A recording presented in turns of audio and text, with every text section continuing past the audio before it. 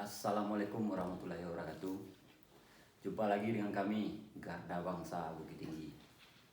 Untuk video kali ini kami mendatangkan Ketua DPC PKB Kota Bukit Tinggi, Andre Kresna Saputra.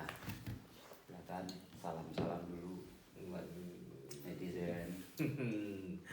Oke, assalamualaikum warahmatullahi wabarakatuh.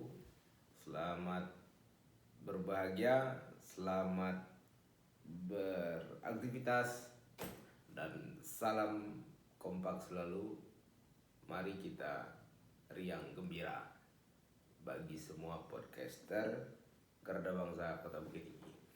Cakep. Baik, selamat malam Ketua. Malam ya. Selamat datang di podcasternya udah Robi Garda Bangsa Kota Bukit Tinggi ya. Jadi untuk malam ini spesial kita menghadirkan Bapak Andre Kresna SH ya. Esos Ya, sarjana sosial ya. Yang mana kita tahu ini beliau adalah anak muda yang berpotensi luar biasa, dan tanpa basa-basi beliau adalah ketua PKB dan Partai Kebangkitan Bangsa daripada Kota Bukit Tinggi ya. Dan jabatan yang beliau miliki ini secara reputasi mengukir sejarah ini ya, salah satu ketua termuda. Pokoknya yang reputasi luar biasa banyak di sini yang dijalani oleh Andre sendiri ya. Dan kenapa hostnya dua ya, karena untuk Ini special request ya. Ya, jadi ini special request ini. Ya. Jadi kita tidak bisa sendiri nih. Kalau saya yang perform sendiri, yakin kan saya terbawa oleh ini ya, oleh orasi narasi yang beliau bangun. Makanya malam ini kita pasokoan. Ya. Bagian saya dulu ya bro ya. Oke, silakan Bung Amek Rayo Modo. Ini kayaknya saya mau diadili nih. Bro, kita kedatangan spesialis lah. Apa nih? Panggil bro aja lah, biar enak ya. Ya. Bro, Ya. Oke, bro. boleh nanya nggak? Boleh, Boleh, bro. boleh ya, pasti boleh. Datang aja udah, ya kan? Awal ketertarikan bro di dunia politiknya apa sih? Latar belakang. Latar belakangnya lah. Ya. Ya, sebelumnya assalamualaikum warahmatullahi wabarakatuh. Sebelum saya jelaskan atau bercerita lebih panjang lebarnya nanti ya bro. Jadi ya sebenarnya politik itu bagi saya sendiri agak mengibaratkan ke keseharian. Jadinya awal mula saya berpolitik itu lantaran karena begitu asik dan serunya berorganisasi. Jadinya di awal-awal saya berorganisasi, kita semua sih bro juga udah pernah berorganisasi kan, baik di sekitar sekolah dulu kan waktu di SMP. OSIS lah minimal. Ya OSIS lah minimal. Ya. Jadinya organisasi-organisasi itu saya pelajari dan saya dalami, saya ikuti. Ternyata semuanya muaranya tetap ke partai politik. Jadinya pada tahun 2009 Dulu 2009 usia berapa bro? 2009 Usia. masih unyu sayangnya bro, masih babyan gitu lah. Jadi ya di 2009 kalau nggak salah umur berapa ya, 24 tahun ya saya di 2009. Umur 2009 saya nyalek, beranikan diri untuk nyalek. Jadinya waktu itu sebelumnya sih kitanya di sekolah. 4 bro. Di Udah sekolah nyalek dulu ya. Di sekolah sayanya itu dulunya pernah ngetik apa kegiatan organisasi baik bokap Ya. saya diperintahin Basicnya untuk, gitu ya? Ya saya diperintahin untuk ngetik ya kayak kerjaan jurnalis begitulah bro. Ya. Jadinya saya dengan kita mengetik, makanya kita bisa tahu dan mulai mengerti, paham mendetail belum, tapi kita udah tahu duluan gitu. Jadinya apa yang kita ketik dan apa yang kita tulis, jadinya ada pepatah mengatakan tulislah apa yang akan kau kamu kerjakan dan kerjakanlah apa yang kamu tulis. Iya, iya. Jadinya di 2009 saya beranikan diri untuk mencoba kontestasi politik. Itu 2009 saya maju dengan partai PDP. PDIP, Bukan PDP. PDP. Ini PDP itu waktu itu kalau nggak salah ketua umumnya kan Laksamana Soekardi. Ya. Kalau bro ingat ada aktor kondang waktu itu namanya Sopan Sopian Ya, ya, yang ya. meninggal pakai Harley itu. Ya, ya, ya. Nah itu kan dia kan kalau nggak salah waktu itu dia anggota DPR RI dari PDP. PDP. PDP ini apa? Oh, Partai Demokrasi Pembaruan. oh iya, iya. Nah, jadinya oke lah itulah partainya. Ya. 2009 saya mulai terjun ke dunia partai politik Usia 24. dengan usia 24 tahun. Aduh. 24 tahun bro masih masih di mana nih? Masih ya. Aduh. 24. Tunggu bro. 24. Masih. Bangun tidurnya jam 3, bro. Dia itu ya, 24 berarti saya 2009 itu pulang dari Ujung Batu dengan konteksnya saudagar yang gagal. 2009 ya. 2009 ya. Keluarga saya, bro. Oke baik, Mr. Andre. Jadi kita bagi sesi aja. Kalau pertanyaan Kita gabung-gabung aja. ya, nggak apa-apa. Ame lebih pertanyaan formil, saya lebih ngerosting Andre. Iya. Kan tajuknya kan gak serius gitu ya. Tapi ngerostingnya bukan dalam stand up comedy gitu ya. Jadi ada pertanyaan-pertanyaan yang sifatnya agak sedikit direct dan tajam nih kepada Boleh, Andre. boleh. Ya kenapa? Ya karena Harus, itu tadi harus. tajamnya bukan sama kita tapi sama Andre-nya. Di usia 24 sudah berspekulasi bicara politik ya, belajar di sana, dan pada saat itu partai cukup sangat banyak sekali Iya, ya. banyak. Jadi seiring berjalan dan di 2014 ini ya, Iya. top performanya seorang Andre ya, itu ibaratnya. Dan kenapa ada PKB yang menjadi pilihan Bro Andre ini dari sekian banyak partainya. Dan kalau kita merunut ke belakang, Ya. ada tawaran-tawaran dari partai besar pada saat itu. Ya. Ya, yang pada masa itu kita tahu PKB tidak punya cengkraman yang kuat nih di Kota Bukit Tinggi. Ya. Apa alasannya kenapa PKB yang menjadi warnanya Andre Kresna? Oke, ini agak seru ini sebenarnya. Kalau berbicara why PKB Ya. for 2014 Ya. itu sebenarnya agak sedikit mengenang kejadian yang beberapa tahun silam. Sebenarnya itu pengalaman yang sangat berarti. Ya. Jadinya pembelajaran yang sangat berarti, ilmu yang sangat besar yang saya alami, dan disitulah saya belajar dan paham ternyata berpolitik itu indah. Yang Bro Robi sampaikan tadi benar apa adanya. Saya ditawarkan dari partai-partai besar waktu itu, yang besarnya di Kota Bukit Tinggi ya, Ya. secara tingkat Kisi-kisinya kota boleh, lah. bro. Kisi-kisinya boleh Ya, nggak? pada saat itu saya pernah ditawarkan ya salah satu pengurus lah Ya. di partai yang ada gambar-gambar burungnya gitu bro. Ya, Gambar burungnya tapi sebelah Tampak samping. tanpa samping. Ya. Jadinya pada saat itu saya ditawarkan di partai tersebut. Setelah saya di PDP ternyata partainya tidak berlanjut ya bro ya. Ya. Saya ada tawaran dari partai yang dimaksud, yang saya kasih kisi-kisi tadi. Karena saya orang PKB kan. Ya. Jadinya pada saat itu saya ditawarkan buat maju 2009. Waktu 2009 itu masih 2 dapil bro. Masih 2 dapil. Dapil Guguk Panjang sama ABTB, Kecamatan Guguk Panjang sama Kecamatan ABTB itu digabung jadi satu. Yang satu lagi Mandangin Kota Selain kecamatannya yang satu. Jadinya 2009 itu ada cuman 2 dapil. Nah, di prepare 2014 itu benar-benar luar biasa bro perjuangannya ya. Jadinya apa yang dikatakan Allah bahwasanya rezeki, jodoh, maut itu semua semuanya diatur sama yang kuasa. Saya bukan menyalahkan partai-partai yang sebelumnya, bukan itu. Dalam arti kata seperti ini, tawaran itu sudah ada ke saya. Jadinya pada saat itu partai yang A ya, saya bilang ya, partai yang pertama itu tawarin ke saya terima. Tahu-tahu di perjalannya waktu nama saya nggak muncul.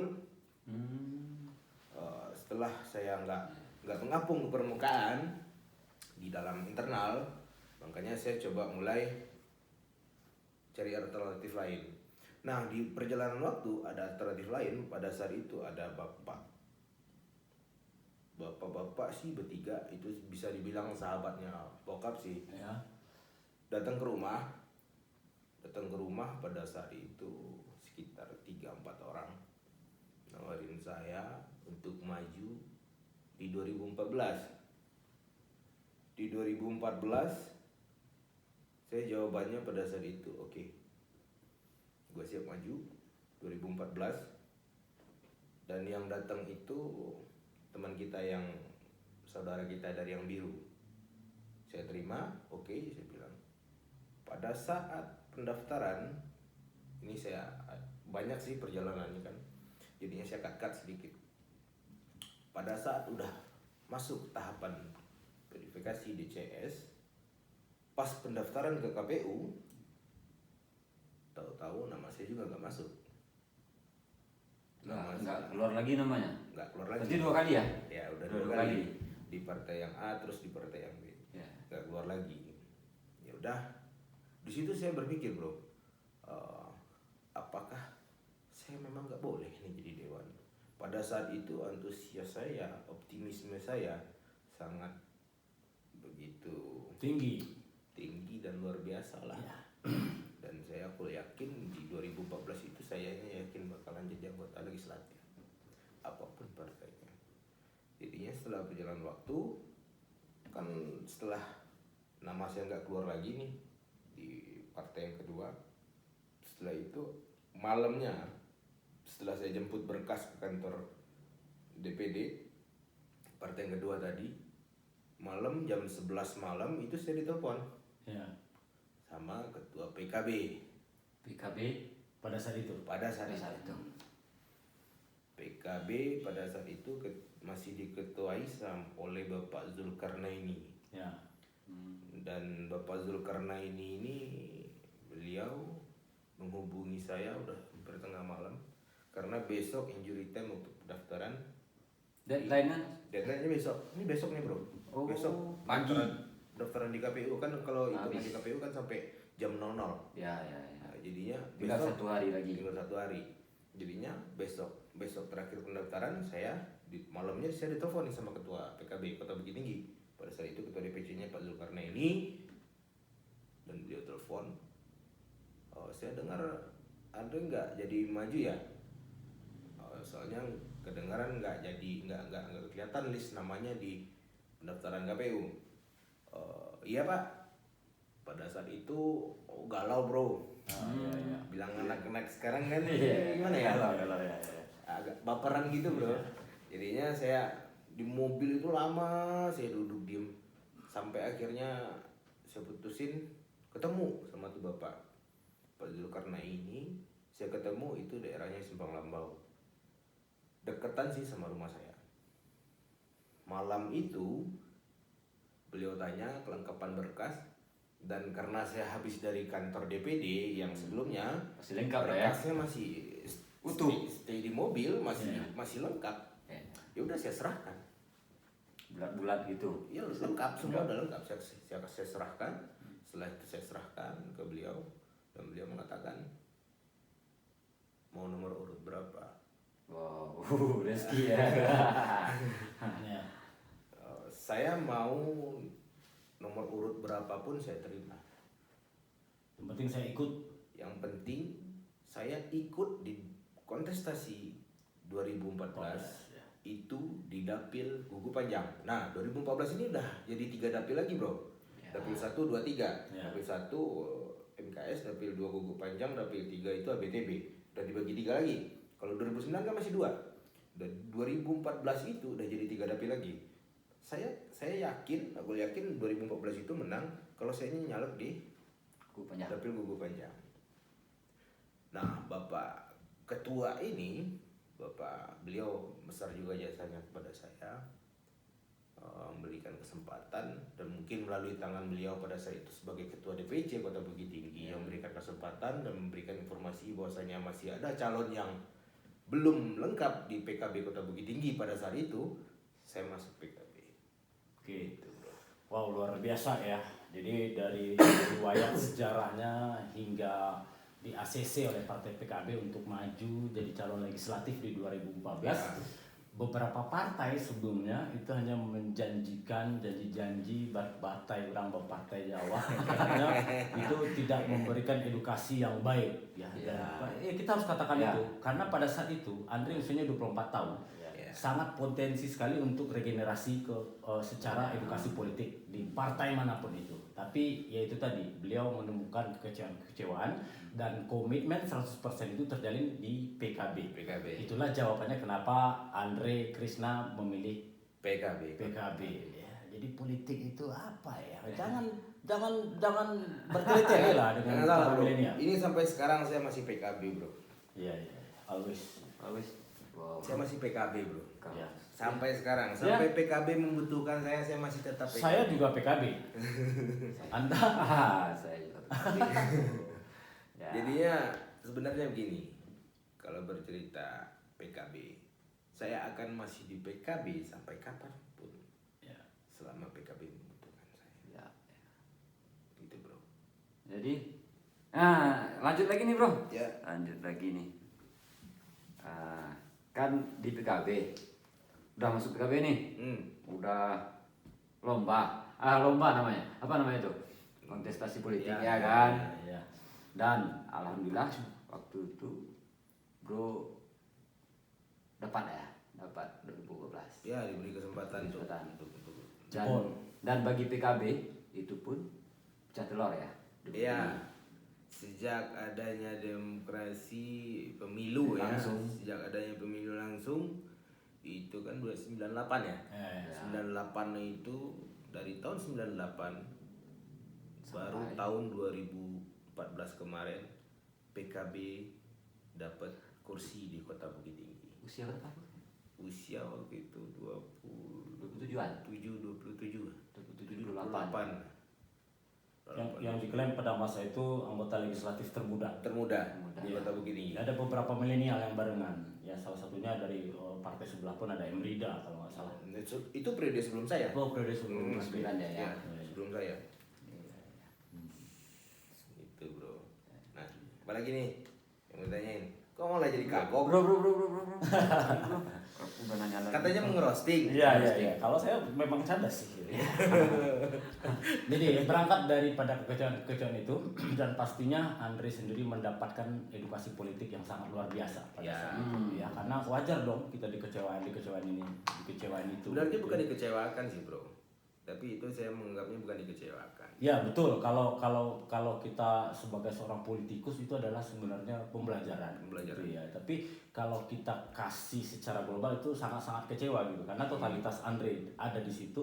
Kelengkapan administrasinya pun ada gitu, tapi tidak ada kata kepastian ya. Dan sekira-kira ya wajar sih orang-orang agak sedikit skeptis bicara dunia politik di Kota Bukit Tinggi. Dengan partai ini mendapatkan support yang jelas, keseriusan yang jelas yang kayaknya duduk di legislatif. Ya. Oke, jadi podcast kita ini, pembicaraan kita malam hari ini mengiring ya. Jadi setelah itu kita bicara 2014 lagi. 2004? Ya, ini 2014 dulu nih. Wajar dong kita akan sedikit mengorek ini kinerja beliau semasa menjabat di Ya. kan? 2014 ya. Kinerja beliau sebagai anggota DPRD Kota Bukit Tinggi dan tentunya kontribusi kepada PKB itu sendiri. Karena kalau kita mengacu kepada apa yang beliau sampaikan, PKB itu first time-nya di 2014 memiliki kursi satu di parlemen. Otomatis itu kan juga memberikan space tersendiri untuk PKB agar dilirik orang Kota Bukit Tinggi. Jadi setelah di legislatif apa nih sekira-kira yang Andre Krishna lakukan baik itu di keparlemenan itu sendiri untuk warga Kota Bukit Tingginya dan partainya. Monggo silakan. Oke, kalau berbicara secara keparlemenan itu di periode 2014 periode 2014-2019 saya akan dikasih kesempatan itu untuk duduk di legislatif perwakilan dari Partai Kebangkitan Bangsa. Nah pada saat itu sebelumnya kan udah saya jelaskan, saya di PKB itu bukan lantaran pelarian ya, tapi komitmen yang kita temukan di sana. bukan. Pertama itu komitmen, yang kedua itu memang jodohnya saya di PKB. Karena saya merasa itu yang tadi katakan kecewaan, bukan karena yang awal saya bilang tadi, jodoh, maut, pertemuan, rezeki itu semuanya ada yang atur ya Allah. Ya, betul. Nah jadinya jodohnya saya itu di PKB, jodohnya saya di PKB, rezekinya saya ada di PKB, semuanya ada di PKB. Tahta bahkan juga di PKB pada saat itu. Nah Tahta itu ya. Oke. Nah jadinya di 2014-15 itu saya masih dalam proses penjajakan. Ya. Penjajakan dengan usia yang sangat belia, dengan muda, sayanya merasa ini apa, ini dunia apa, ini kan. Ada geruji-gerujinya lah gitu. Iya. Melihat yang Gini bro, teman-teman saya semua di dalam itu udah bapak-bapak gitu kan. Itu cara menempatkan diri waktu itu, ya kan? Ya bukan 45, 50-an lah temannya kan? Iya kan? 25 anggota legislatif. Enggak, usianya lah, Usia. 45, 50, 55 kan? Ya rata-rata sih teman-teman waktu itu udah di ya udah sebaya orang tua, Ya, ada yang itu. abang-abang saya yang udah jauh umurnya dari saya. Jadinya cara menempatkannya ya karena yang membawa si Andre tadi ke legislatif itu PKB, makanya saya tempatkan diri saya sebagai anggota dewan dari PKB. Iya. Nah pada saat itu teman-teman semuanya sih alhamdulillah yang di periode saya itu semuanya saling support, saling bantu lah, saling backup lah, saling banyak pembelajaran yang diberikan ke saya karena saya yang termuda, baik dari segi emosional, baik dari segi ilmu, baik apapun itu semuanya teman-teman alhamdulillah semuanya bagi-bagi ilmu, bagi-bagi apa aja sama saya. Jadinya di dalam legislatif pada periode saya itu saya merasa juga udah kayak sahabat juga sih semuanya, walaupun kita beda warna tapi saya merasa itu semuanya sahabat saya. Jadinya kalau kita udah mulai dengan bersahabat maka kitanya pasti akan nyaman gitu bro. Host Amek apa yang mau anda tanyakan? Monggo. Ya ini mulai jadi didapuk jadi ketua PKB-nya kapan bro? Oh iya, jadi ya 2014 saya dilantik itu Agustus kan, seingat saya sih Agustus 2014. Ya. Agustus saya dilantik legislatif. Pada saat itu 2015 kita udah masuk kontestasi pilkada waktu itu. Ya. Saya belum tahu apa ini pilkada. Pilkada palingan saya dulunya di kampung palingan ngikutin. Wih lu milih siapa ya besok ya? Oh lu milih Syanu ya? Oh lu milih Syanu ya? Iya, Kan gitu-gitu doang. Ya. Kita komunikasinya tarkam lah gitu Ya, kan. tarkam, Ya, ya. jadinya kan, wih lu jangan lupa gitu kan.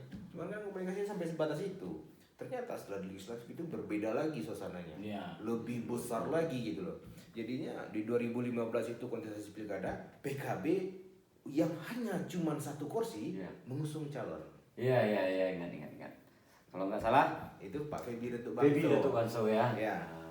Dan di situ nambah lagi bro pelajarannya, ilmunya nambah lagi. Ya, yang pilkada lah. Pilkada. Ya. 2015 itu udah masuk ke tahapan Pilkada 2015 itu luar biasa. 5 calon. Ada 5 calon. Ya, 5 calonnya. Ada 5 calon. Dan saya bangganya ber-PKB walaupun hanya satu kursi tapi mampu mengusung calon dari kadernya sendiri. Ya, PB Datuk Bangso. Tidak perlu koalisi partai pada saat itu. Butuh koalisi partai. Tapi calon yang kita apungkan itu dari kader partai Oke, sendiri. betul. Ya. Sorry. Produknya PKB ya. Ya. Nah, Jadinya di PKB pada saat itu mengangkat kadernya sendiri, kader tulen dari PKB.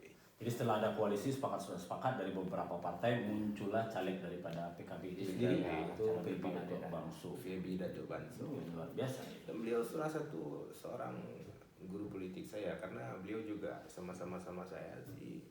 Kita sih pernah kelakar sama beliau.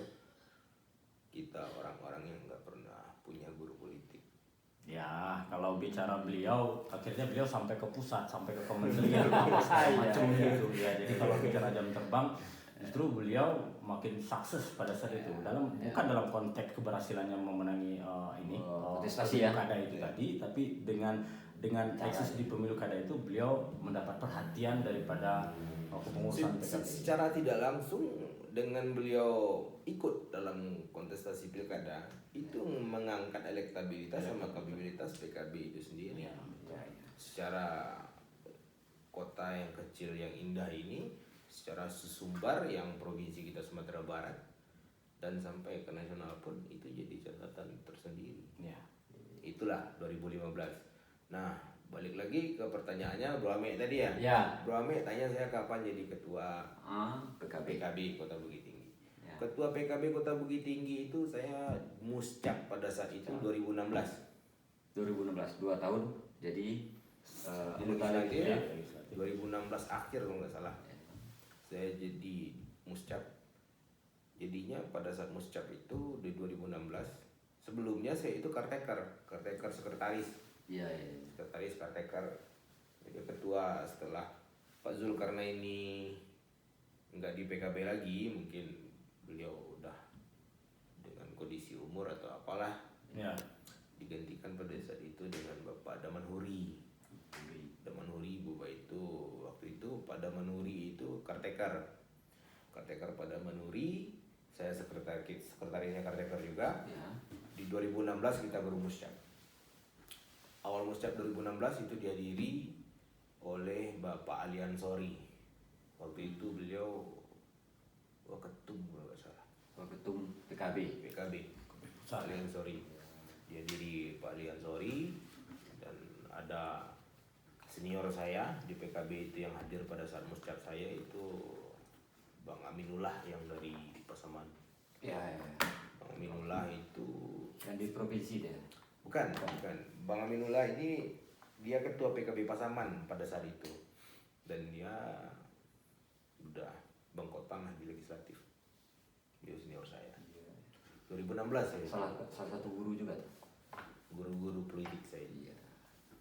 Berarti liku-likunya udah macam kilo 44 bro. Kalau ya betul gitu. Tapi itu tadi kalau untuk sekolahnya nih ya, sekolah dalam tanda kutip ini ya, Andre itu boleh dikatakan di fase-fase yang saat ini belum teruji secara keseluruhan. Kenapa saya katakan teruji belum keseluruhan? Karena setelah 2019 beliau maju lagi, ternyata itu tidak mendapatkan kursi di parlemen, tapi secara kepartean alhamdulillah PKB masih mengincaskan kadernya di parlemen Kota Bukit Tinggi. Ya. Nah, dan sering itu tentu otomatis keseharian beliau itu lebih fokus kepada partainya sendiri, membesarkan partainya. Dan hari ini realisasi daripada kerja keras beliau itu kita nikmati, ini termasuk ini juga termasuk ini juga ya. Jadi punya dan mengidekan pun akan menghidupkan garda bangsa di situ gitu ya. Dan dengan diplomasi secara personalnya mampu merealisasikan apakah itu bentuk pokir, apakah itu bentuk pokir, apakah mulai itu dari DPRD, provinsi dan pusat, dan mungkin dari kementerian-kementerian yang sifatnya yang bisa dinikmati oleh masyarakat Kota Bukit Tinggi gitu ya. Jadi ya itu tadi yang kita dapatkan dari sosok Andre adalah keberanian beliau untuk berdiplomasi untuk membesarkan partainya, dan partai itu besar seiring dengan berkontribusinya partai itu kepada masyarakat. Bukankah begitu, Ketua? Iya benar. Jadinya gini bro, jadinya rentan waktu dari 2014, 2016 saya muscap, setelah itu kontestasi pileg udah di-prepare lagi di 2019. Itu semuanya benar-benar baru saya alami. Ya. Baru saya alami dalam kategori memang saya 2009 udah ikut kontestasi pileg. Tapi pada pada saat 2009 saya ikut, itu saya cuma peserta Iya. pemilu. Ya. Dalam tanda kutip saya cuma nyalak. Saya nggak tahu urusan internal partai itu seperti apa, urusan surat menyurat seperti apa, urusan bergening politik itu seperti apa, urusan yang lainnya itu saya nggak pernah tahu. Jadinya di 2014 itu, di 2019 Ya. saya seorang anggota legislatif termuda, yang mana pada saat itu saya baru mendapatkan ilmu-ilmu baru Ya. dan udah masuk ke lingkup pilkada, nambah lagi ilmunya, nambah lagi pelajarannya, nambah lagi semua sahabat semua nambah lagi, semua nambah. Di 2016 saya muscap, saya jadi ketua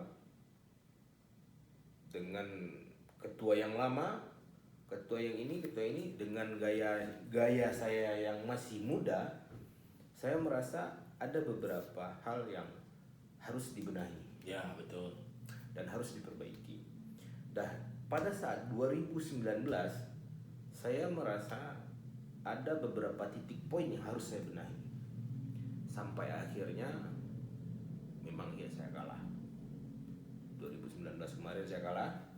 Itu kalah 6 suara. 6 suara. Ya. Dan alhamdulillah itu saya nggak merasa kalah. Karena di 2019 itu bisa dikategorikan itu tsunami-nya Pilpres. Ya.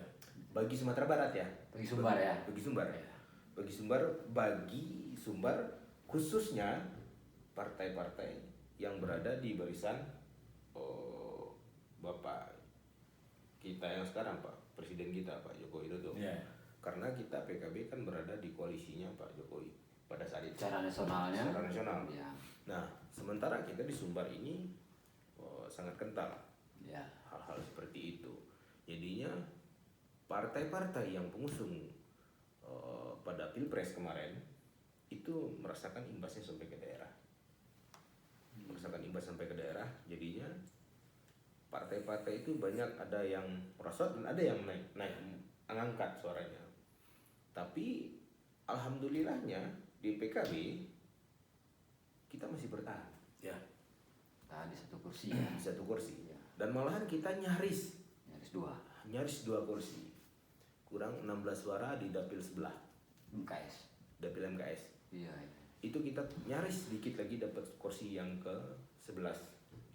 Karena MKS kan dapat ada kursi 11 kursi. Kursi terakhir ya. Kursi terakhir. Jadinya kita itu nyaris dapat kursi yang 11. Jadinya ternyata setelah saya kalah dalam kontestasi kemarin 2019 dan alhamdulillah masih bertahan, ada perwakilan dari PKB. Jadinya sekarang ini benar-benar banyak catatan-catatan penting yang harus saya lakukan untuk pembenahan di 2024 nanti. Ya. Jadinya salah satunya seperti sekarang. Sekarang dulu bro, maaf ya. Ya. Di 2014 itu wartawan masih dalam konteks media cetak.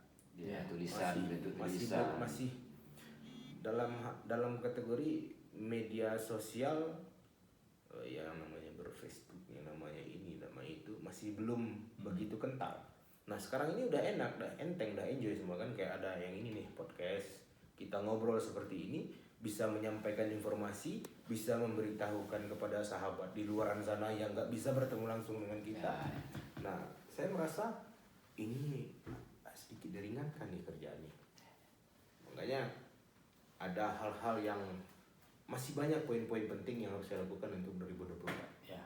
Tapi balance-nya daripada kecanggihan teknologi ini tadi dengan media ini ada juga negatifnya, itu penyesatan, khususnya ini di kontestasi politik gitu ya. Banyak sekali berita-berita hoax yang tidak jelas relevansinya bagaimana atau apa segala macam. Asalnya nggak jelas. Asalnya nggak jelas beritanya itu. Ya ini mungkin yang disebut dengan fitnah merajalela. Nah itu dia kan. Benar yang bro sampaikan tadi. Yang bro maksudkan itu saya juga ngalamin. Ya. Sampai ada kalimat mengatakan PKB Kota Bukit Tinggi itu seperti dinasti. Ya kan? Kan isu yang berkembang itu seperti itu begitu kan. Ada. Tapi karena kan kesalahannya cuma males nanya aja. Ya kalau itu sih sebenarnya normatif ya, dalam artinya itulah kecanggihan teknologi gitu. Nah, jadi persoalan terbesar itu sebenarnya adalah masyarakat kita sendiri, masyarakat sipil, masyarakat awam yang ternyata kalau kita bicara persentasinya masyarakat kita itu masih mudah untuk terdoktrin dengan berita-berita seperti itu. Contohnya sedikit keluar nih daripada PKB. Pasca pemilihan presiden ya antara Jokowi dengan Bapak Prabowo pada saat itu, dan setelah lahir pemenangnya Pak Jokowi, tahu-tahu Pak Prabowo ya yang punya basis besar di Sumatera Barat memproklamirkan dirinya masuk ke kabinetnya Pak SBY. Nah, kita kembali lagi ke Sumbar. Pada saat itu apa kata orang Sumbar? Ya, jadi statement yang beredar di publik itu pengkhianat, itu enggak punya pendirian katanya apa segala macam gitu. Nah, apakah masyarakat itu punya pemahaman dari segi kacamata politik? Padahal kalau bagi kita itu trik yang sangat luar biasa lah sebenarnya gitu. Jadi gini yang ingin saya tanyakan kepada Bung Andre Kresna. Mumpung ini teknologi sudah memudahkan kita, otomatis kita harus membangun opini yang betul-betul rasional. Mencerdaskan lah ya. Ya gitu. Dan ini bentuk totalitas kita untuk roasting ini ketua PKB Kota Bukit Tinggi, ya. Jadi belum sampai tadi lagi. Ya belum banyak nih. Belum banyak akan kita bicarakan gitu ya. Tapi publik perlu tahu, inilah kita bicara apa adanya. Publik perlu melihat bagaimana sih keseharian dan latar belakangnya sosok-sosok yang kita bicarakan termasuk kita. Jadi harapan saya gini, ini kan kita 2024 udah dekat dan ini nuansa baru di dinamika cara pemilihan pemilihan umum di negara kita karena pemilu serentak. Tentu ini preparationnya lebih banyak lagi, lebih ketat lagi. Sekira-kira apa nih metode yang perlu kita siapkan yang sinkronisasinya dengan memanfaatkan kecanggihan teknologi tapi itu mendidik bagi masyarakat kita? Salah satunya podcast ini. Ya, salah satunya podcast ini ya. Jadi ini nih guys perlu tahu, ini bentuk totalitasnya transparansi kita dalam berpolitik gitu ya. Jadi kita hadir di sini. Karena di podcast ini kita bisa bertanggungjawabkan juga apa yang kita ucapkan kan. Karena kita semuanya kasih informasi, nggak mungkin juga kan kita mengada-ada atau menghayal begitu. Halu-halu nggak boleh. Kan nggak boleh juga. Kita harus real. Ini seperti ini, seperti itu. Gitu bro. Dan on the track saat ini. On the track. Sampai detik ini masih on the track. Sebab kalau kita udah keluar dari track, pasti semuanya akan berantakan dan sia-sia. Tapi kalau seandainya kita berada dalam track yang jelas dan benar, siapapun bakal kelindas yang nggak benar. Jadi ibaratnya kalau kapal besarnya ini sebenarnya kita ingin mewujudkan politik yang rasional. Tapi ibaratnya tujuan kita itu finishnya di 1000 kilo, kita baru di 2 kilonya. Masih jauh nih ya. Masih jauh Masih jauh banget. Jadinya untuk prepare 2024 ya bro ya. Di PKB sendiri itu kita sekarang ini kan banyak itu ada beberapa alternatif yang harus kita lakukan dan penyegaran yang harus kita ciptakan di PKB. Saya nggak mau ber-PKB itu menjadi beban. Dan saya nggak mau ber-PKB itu menjadi seperti apa ya, momok bagi orang. Makanya di PKB Bukit Tinggi itu ber-PKB itu riang gembira. Jadinya jangan nilai seseorang itu dari kulitnya. Coba masuk.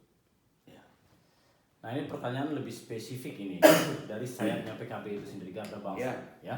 Karena gini, seperti yang kita sampaikan di live Facebook kita tadi, Garda Bangsa itu hadir dengan warna yang berbeda, dengan warnanya PKB, tapi punya style yang berbeda, ya, punya pakem yang berbeda. Jadi ibaratnya gini, bahasa simpelnya, kalau selama ini kita dijanjikan dulu pilihlah Ambo duduk, next beko kita bicarakan, ya, dan akhir-akhirnya itu ceritanya nggak jelas lah. Jadi bukan salahnya mereka juga, ada dua sisi di sini. Kita harus jujur, ada dua sisi. Ya, pertama kalaupun dibantu, ternyata masyarakat kita itu belum serius mengenai tertib administrasi. Nah, Garda Bangsa hadir di sini, kita nagih janjinya di awal nih, sebagai fasilitator milenialnya anak muda Bukit Tinggi. Dan spesiali perlu kita ketahui barometernya politik nasional itu salah satunya di kota kita ini, ya. Dan milenialnya otomatis juga kritis. Nah, itu yang perlu kita tanyakan nih kepada ketua PKB dan melalui video ini juga kepada bapak yang duduk di legislatif dan mungkin para petinggi-petinggi partai. Kira-kira Garda Bangsa itu punya space yang sebenarnya sangat luar biasa. Dan apa nih sekira-kira semacam bentuk kegiatan yang akan digawangi oleh Garda Bangsa yang memang itu akan memfasilitasi milenial Kota Bukit Tinggi. Jadinya gini bro, kita berbicara komitmen ya. Kita berbicara janji-janji yang sering diingkari oleh sahabat kita yang udah berada di kursi legislatif. Makanya kita di PKB itu pengen merubah sedikit aja. Ya, dalam bentuk apa bro? Dalam bentuk ya, karena yang disampaikan tadi itu ada yang namanya ingkar janji lah. Pilih Laden gitu kan. Tolong Laden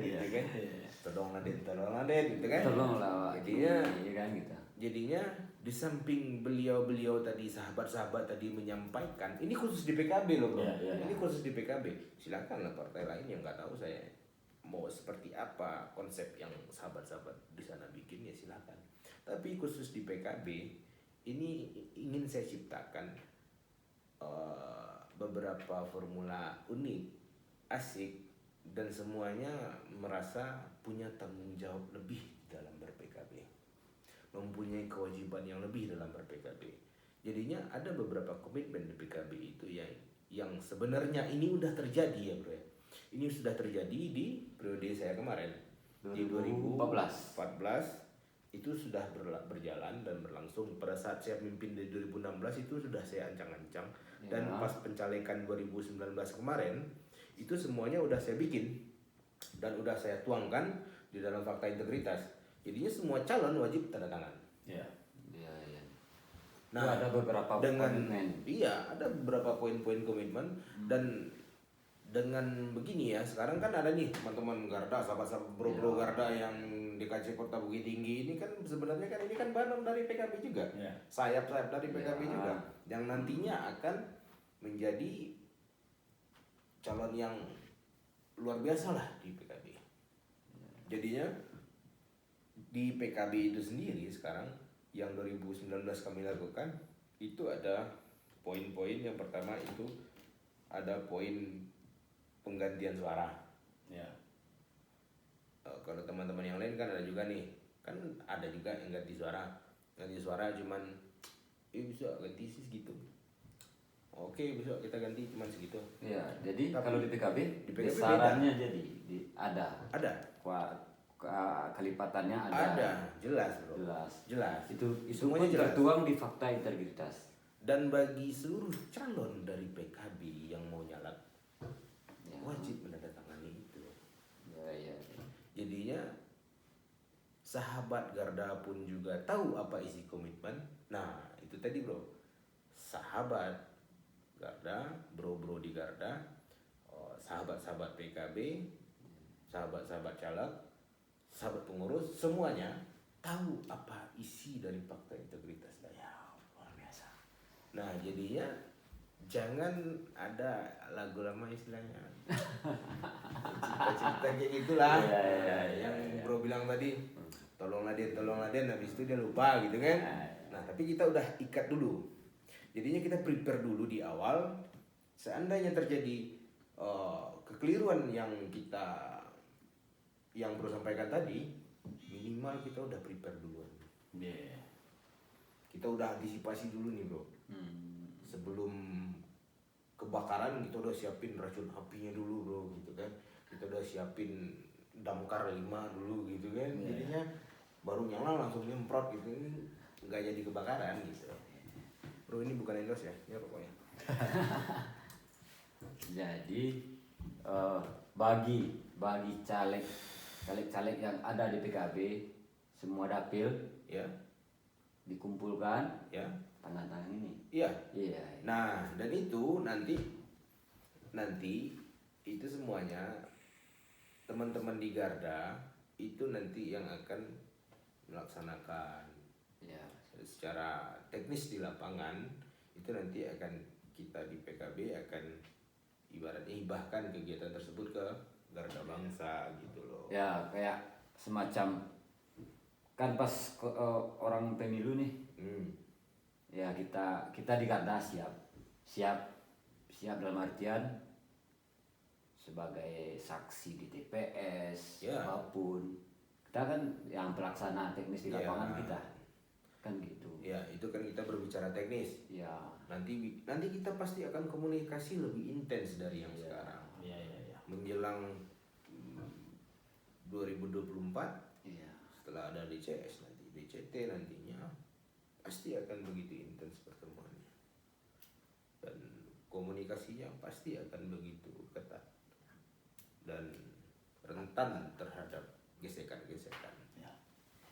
Makanya saya pengen di dalam PKB transparansi harus tetap dijaga dan semua sahabat harus ada mempunyai kewajiban dan tanggung jawab masing-masing. Iya. Gitu bro. Ada lagi nih bro. Saya ya oke. Berarti ini perlu kita tegaskan di sini. Jadi Garda Bangsa itu underbownya daripada PKB. Ya benar. Jadi bukan, kita perlu tegaskan di sini ya, bukan hanya Karajo terus ada PT, ada proyek, ada PT masuk gitu. Oh bukan bro. Bukan. Jangan.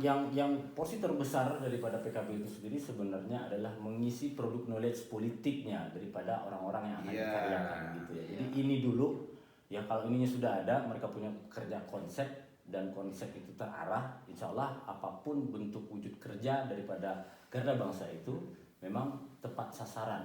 Ya gitu ya, itu sih yang pengen kita wujudkan di Kota Bukit ini. Iya. Ini persepsi dari saya nih sebagai Ketua Garda Bangsa Kota Bukit Tinggi gitu ya. Jadi kita memang betul-betul ingin berkontribusi buat negeri ini Iya.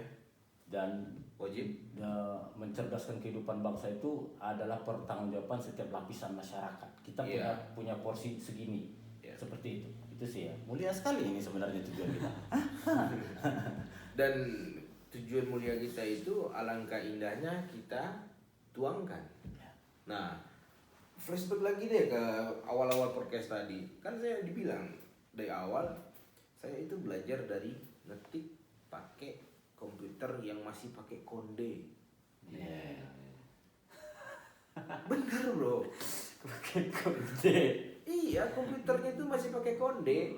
Sekarang kan udah flat, layar datar semua. Kita buang ya. Nah, itu Saya komputernya nggak masih bisa. Kalaupun bicara internet mungkin sebatas Yahoo dulu ya. iya. Prester bro. Apa dulu IRC itu Iya, apa? iya. Kayak gitulah. Iya, iya. Zaman itu gitu loh. bro. MIRC. MIRC. MIRC ya. Jadinya makanya saya selalu tulislah apa yang akan kamu kerjakan dan kerjakanlah apa Apa yang. yang kamu tulis? Jadinya semuanya jelas terkonsep. Realnya. Nah saya juga nggak berani kan janji-janji di PKB itu nggak mau seperti itu. Baik dari segi yang bro sampaikan pokir, baik dari segi garda, baik dari segi penggantian inilah itulah semuanya kita tuangkan di dalam fakta integritas. Iya. Kalau mau ikut di PKB, yuk mari silahkan kita ber-PKB. Karena di PKB saya selalu sampaikan kepada sahabat-sahabat di PKB, kalau mau pintar-pintar jangan ke dalam. Kalau mau main, mari kita di luar. Ya. Apalagi Ame Rajo Mudo? Saya rasa udah lebih nih pertanyaan. Kok belum kayak roasting ya? Ya. Karena kalau untuk roasting itu, apalagi untuk bicara partainya kita PKB, Andre Kresna dan Garda Bangsa, ini pastinya part 1. Karena kalau kita Part bicarain sampai azan subuh kayak Ya, enak ya, dan iya. nah, takutnya Bisa nantinya, berjam-jam kita cerita. nggak garing lagi nih. Ya, nggak garing lagi ya. Jadi kita tegaskan di sini ya, kita roastingnya Andre Kresna ini baru part 1 ya, dan khusus buat Andre Kresna partnya itu 1, 2, 3 ampe ya, ampe part nantinya ya, karena seiring berjalannya waktu siap. Partnya 1, 2, 3, 1, 4. 2, 3 ampe gitu Ya, ya. ya. Kita belum bicara ini preparation go to 2024, belum ada lagi gitu ya. Terus bicara strukturnya kepartaian juga belum gitu. Tapi kita hadir pada malam hari ini, saya yakin untuk Kota Bukit Tinggi ini nuansa baru loh, dinamika nuansa baru dalam berpolitik, karena kita berani bicara di depan publik mengenai salah satu mengenai salah satu partai yang ada di Kota Bukit Tinggi, kita roasting ketuanya. Ya. Karena saya juga butuh. Ya betul. Jangan nanti dibilang PKB itu dinasti apaan sih, zaman kuno itu kalimat dinasti. Kalau dinasti daciang gayo juang gitu Iya, dan zaman Mongol jadul sana itu. ya, Mongol sana ya. Jadinya mending Makanya jangan nilai dari kulitnya. Ya. Nah itu yang saya maksud Jangan sebenarnya. nilai dari kulit. Kalau kita itu kenapa sih nggak seperti tokoh-tokoh kita dahulu ya, kalau bicara orang-orang kita ini Bukit Tinggi gitu ya, padahal ini daerah penghasil orang-orang pintar dahulunya yang kerjanya cuma ngomong. Diplomator kan kerjanya cuma ngomong gitu ya. Jadi itu tuh acuan kita, saya pribadi acuan kita seperti itu. Dan memang itu tadi pembelajarannya ketika mereka menyuguhkan kemerdekaan berbangsa ini, mereka hidupnya pas-pasan bahkan kere coy gitu ya. Jadi, insya Allah Kasihan dia ya. dia di jannah mereka akan bertemu mungkin nantinya gitu ya. Ya, jadi itu tadi tuh ya. Ini khas yang Bukit Tinggi seperti itu. Tapi ini seru loh podcastnya, nanti bisa juga dihadirkan loh bro, teman-teman yang lain. Ini kan kita kan berbicara PKB dan semuanya juga tahu Garda Bangsa itu saya PKB, tapi nggak menutup kemungkinan bro semuanya mengundang dari partai sebelah pun ya kita welcome aja. Nah, iya. Tolong tegaskan di situ ketua. Ini semuanya Jadi nggak masalah. Bukan Karena kita ingin mencerdaskan. Iya. Tujuannya kita ada bikin podcast ini salah satunya itu. Kita ingin transparansi, kita ingin yang jelas, kita nggak ingin lagi ibaratnya pandai-pandai. Itu bukan kalimat yang sehat untuk kita konsumsi, bro. sering masuk banda sama kita kalau pandai-pandai ya. Jadinya sebenarnya gini, bro mau ajak teman dari Golkar, bro mau ajak teman dari Gerindra, bro mau ajak dari PAN, mau dari Pokoknya partai apapun, multiwarna lah. silakan, nggak masalah. Oh, itu tegas itu. Silakan, bro, nggak masalah. Warga Bukit Tinggi, para politikus, kita udah diberi mandat dan sejauh-jauh hari pun kita udah katakan itu sekali ini penegasannya, apa perlu kita buat fakta integritas apa tidak ya bro ya. Dan moga-moga podcast kita ini memotivasi buat partai-partai yang lain. Iya, bukan berarti kan sekarang ini orang-orang yang sahabat kita dari Golkar datang di sini terus berubah jadi PKB, jangan berpikiran seperti itu. Tapi aktual yang saya temukan di lapangan akibat podcastnya kita itu ada yang punya pemikiran seperti itu. Ya walaupun pada nantinya akan seperti itu. Iya. Karena kita kan mencerdaskan, kita kan yang punya transparansi. Semuanya kita kan ingin terbuka, yang jelas, yang real, yang mana gitu. Ya, Berarti- kalau warna lain buat kayak kita juga kayak gini, bolehlah kita collab nanti ya. Iya. Ya kan. Ya berarti orang yang memenuhi undangan daripada podcastnya Garda Bangsa, bicara pengetahuan politiknya, dia punya pengetahuan politik yang rasional. Iya. Dengan pengetahuan politik yang rasional, dia beranikan diri datang ke sini. Tapi kalau ketika kita undang, dia nggak ada, berarti lu kere coy, nah rasionalnya kere. Ya. Rasionalnya kere, ya. Host yang bilang nih, ya, dari kita sih, ya. Oke, bahkan ini video nggak boleh di cut loh. Nggak boleh. Oke, teman-teman, Nih, semuanya. gua janji nggak ada cutnya ya nanti. Ya. Oke teman-teman semuanya, makin ngelantur kita makin malam hari. Jadi itu part satunya video yang menghadirkan Ketua PKB Kota Bukit Tinggi, reputasi beliau, apa yang pernah beliau kerjakan, hal-hal yang pernah diwujudkan, dan tentu sinkronisasi mekanisme serta kerja daripada kita Garda Bangsa. Dengan ini sudah jelas semuanya. Kita closing dulu nih pada malam hari ini. Ada 3 sesi lagi yang akan menghadirkan sosok yang sama, Andre Kresna, ya. Lebih mendasar lah. Lebih Nanti- mendasar, lebih substansi lagi. Buat closing, Ya. kita minta kepada Bapak Andre Kresna untuk closing video kali ini. Ya, pesan buat milenial Kota Bukit Tinggi, ini adalah daerah penghasil intelektual berkelas dulunya guys. Sekarang apakah kita akan larut dalam hanya sejarah itu? Tidak. Kita bangkitkan lagi, kita wujudkan lagi dalam bentuk orasi-orasi dan kerja nyata yang lebih relevan. Oke, terima kasih semuanya. Akhir kata, teman-teman boleh closing. Silakan Ketua. Oke, Closing. bro, podcasternya Garda Bangsa semua, ketransparan harus tetap kita jaga dan harus selalu kita angkat, walaupun itu sakit sekalipun. Tapi dalam sesuatu kegiatan, tulis apa yang kamu kerjakan dan kerjakan apa yang bro semua tulis. Thank you. Ame Raja Mudo. Bis. Bermimpilah selagi mimpi itu kreatif. Kopi paste. See you.